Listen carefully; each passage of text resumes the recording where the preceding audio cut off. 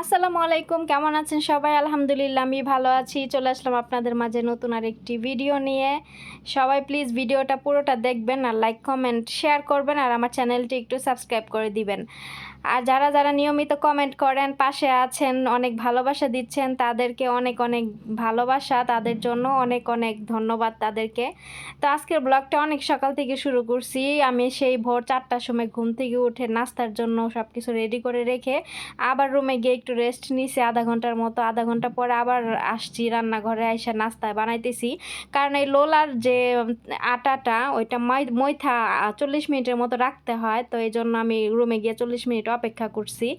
তারপরে এসে এই যে নাস্তা বানাইতেছি। তো আজকের লোলাটা আমার কাছে কেমন জানি মানে সুবিধা হইতেছিল না। মানে প্রতিবার লোলা যখন পানি ইয়ার ভিতরে তেলের মধ্যে দেয় একদম সাথে সাথে ফুলা যায়, কিন্তু আজকেরটা কেন জানি তেলের মধ্যেই মিলা যাইতেছিল, বুঝতেছি না কি সমস্যা। যাই হোক, প্রতিদিন তো আর সমান হয় না, রান্না বান্না একটু এদিক সেদিক হবে, এটাই কিন্তু নিয়ম। তো এখানে আমি এক এক করে সবগুলা লোলা ভাইজা নিব। আগে কিন্তু সবগুলো বানাই নিছিলাম, তারপরে এখানে আমার সবগুলা বানানো শেষ, নাস্তা সব রেডি। এখন আমি একটা ট্রের ভিতরে সব কিছু রেডি করে দিব, কারণ অলরেডি কয়টা বাজে, 5:30 পৌনে 6টা বাজে। একটু পরে ওরা আবার দরজা খুলবে। আমি আজকে রান্নাঘরে এসি ছাড়া নিয়েছিলাম, এত বেশি গরমে, এই গরমে আমার মন চাইতেছিল না যে এসি ছাড়া আমি নাস্তা বানাই। কারণ এসি এত পরিমাণে গরম, এখানে এসি ছাড়া 1 মিনিটও থাকা যায় না। আর এসি ছাড়া থাকলে মনে করেন অস্থির লাগে, আর অস্থির লাগলে মনে করেন অসুস্থ হয়ে যাব শরীর, কাজ কাম এগুলা করা সম্ভব না। এই জন্য এসিটা ছাড়া নিয়েছি। আমি আবার সচরাচর এসি ছাড়ি না। আর ইদানিং ম্যাডামের মেয়েরা আমার সাথে রান্নাঘরে রান্না করে, এই জন্য ওদের জন্য এসি ছাড়ি, নইলে আমি কিন্তু এসি খুব কম ছাড়ি, রান্নাঘরে ছাড়ি না। কারণ এসি ছাড়লে অনেক বেশি শব্দ আসে। তো অনেক সময় রান্নাঘর থেকে আপনাদের সাথে রিয়েল ভয়েস দিয়ে কথা বলি, ভয়েস ওভার দেই না, এই জন্য এসি ছাড়লে অনেক বেশি ব্যাক সাউন্ড আসে, এই জন্য এসিটা বন্ধ করে রাখি।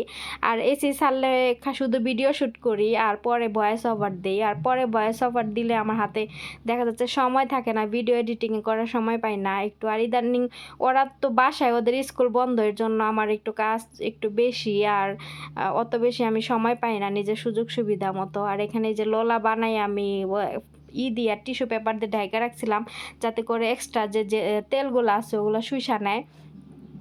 তারপরে এখানে আমি চাটা পরে বানাইতেছিলাম। আমি প্রতিবার চা কিন্তু আগে বানাই, কিন্তু আজকে চা পরে বানাইতেছিলাম। ভাবলাম যে আজকে লোলা বানাইয়া তারপরে চা বানামু। তো চার মধ্যে আমি দুধ দিয়ে দিছি আর একটু জাল দিব। আমি চা কিন্তু অতিরিক্ত জাল দিলেও কিন্তু চা তিতা হয়ে যায়, আবার অতিরিক্ত কম জাল দিলেও কিন্তু চা মজা লাগে না। চা আমি আর বেশি জাল দিই না, আমি মিডিয়াম সাইজের চা ভাবে চা জাল দিই, এতে করে আমার চা ভাল লাগে, খাইতে মজা হয়। তো এখানে দেখেন এই যে চাটার কালার কিন্তু সুন্দর হয়ে আসছে। তো এখন আমি চাটা ঢাইলা নিব, হয়ে গেছে চা। এখানে আমি 2টা দুধের কৌটা দিছি, আর এই ফ্লাক্সের অর্ধেক ফ্লাক্স চা বানাবো। ফুল ফ্লাক্স চা বানাইলে কেউ খাবে না, অল্প অল্প করে খায় শুধু। মানে ওই লোলা দিয়ে সকালের নাস্তা দিয়ে চা দিয়ে একটু ওই যে চুবায় চুবায় খায় বাচ্চারা, ম্যাডামে ওই পর্যন্তই, তার বেশি কেউ চা খায় না। এজন্য আমি অর্ধেক ফ্লাক্স বানাইতেছি, যেহেতু ফ্লাক্সটা অনেক বেশি বড়, এজন্য অর্ধেক বানাইতেছি। আর আমিও চা একটু কম খাই এখন, কারণ চা খাইলে আমারও ভাল লাগে না। দুধ চা এমনিতেই ক্ষতিকারক। আমার আসলে কোনো জিনিসের নেশা নাই, আমি যদি মনে করি যে এটা খাবো খাবো, আর যদি মনে না করি তাহলে খাবো না, এরকম। নাস্তা বানানো শেষ, একটু বাইরে আসলাম, এখনও 6টা বাজে নাই। একটু পরে ওরা দরজা খুলবো, খুললে পরে নাস্তা দিব।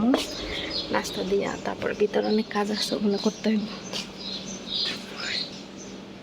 তো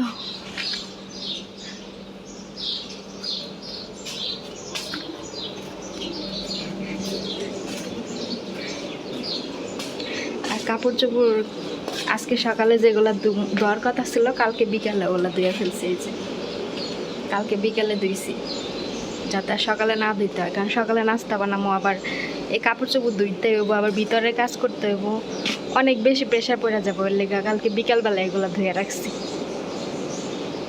তো সকালে পর্ব তো শেষ করলাম, এখন দুপুরে পর্বে আসি। দুপুরে আমি সব কিছু রেডি করে দিয়েছিলাম, ম্যাডামের মেয়েরে বুঝাই দিতেছিলাম, ও রান্না করতেছিল। তো এখানে আমি আজকে মাগলুবা রান্না করব, এই জন্য আমি মুরগির মাংস এইগুলো সব কিছু আমি করে দিছি, ওরে ধুইয়া দিছি, কাইটা দিছি, রেডি করে দিছি, কতটুকু কীভাবে লাগবো সব কিছু বইলা দিছি। তো ওর মতো করে ও রান্না করতেছিল। এটা আমি ওরে আরেকবারও শিখাইছিলাম, এবারও আরেকটু শিখাই। এইভাবে শিখাইতে শিখাইতে প্রতিদিন ওর মনে থাকবো পরে। আর ওদের মাথার ব্রেন তো ভালো, একটা জিনিস একবার দেখাই দিলে ভালো মনে থাকে। আর এই যে মেজুটা এখানে সবজি কাটতেছিল, মাশাল্লাহ দেখেন সবজি কাটে না, চাকু ভালো মতো ধরতে পারে না, সবজি ছিটটা জায়গা আরেক জায়গায়। তো আমি এবার দেখে হাসতেছিলাম। তো বলতেছিলাম যে একটু আস্তে আস্তে কাটিস, আবার হাত কাটিস না কিন্তু, নাইলে তোরা কয়দিন পরে স্কুল খুললে পরে শেষে হাত কাটা নিয়ে কীভাবে লিখবি, মানে এগুলো করে ওর সাথে বইলাম, মজা করতেছিলাম ওর সাথে। তো হাসতেছিল। তো এই দেখেন কিভাবে কাটবো বুঝতেছে না, মানে ওর মতো করে ও একটা বড়, একটা ছোট, একটা ব্যাকা, একটা তেরা এভাবে করে কাটতেছিল। তখন আমি বলতেছিলাম যে একটু সুন্দর করে কাট, কারণ দেখতে সুন্দর না হইলে কেমন লাগে রান্না করতে। আর এখানে দেখেন মাগলুবার জন্য সব কিছু রেডি, সবজি টবজি দিয়ে রান্না শেষ, রান্নাও শেষ। আজকে আমি বেশি কিছু দেখাই নাই, কারণ হাতে সময় ছিল না। ওইদিকে আমার আরেকটা রুম আছিল, ওইটা পরিষ্কার করতে হবে। তো আজকের ভিডিও এখানে রাখতেছি। সবাই ভালো থাকবেন, সুস্থ থাকবেন, আল্লাহ হাফেজ।